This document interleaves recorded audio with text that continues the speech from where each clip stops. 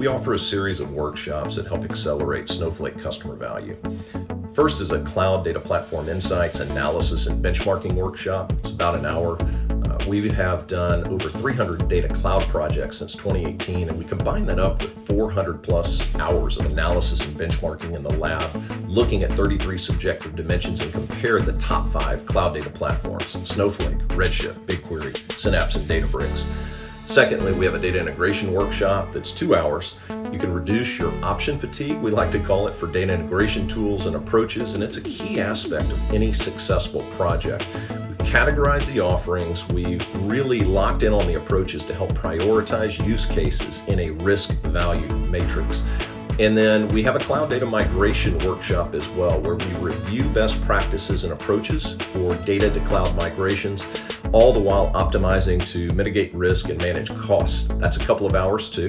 And then our use case enablement workshop is a more general workshop where we review, assess, and prioritize business requirements, use cases, and outcomes to provide a framework for technical architecture and really your overall solution approach. We also have some training and enablement sessions that we run. We have a Snowflake 101 and a DBT 101 training. These are hands-on training sessions and enablement sessions with a lot of best practices mixed in.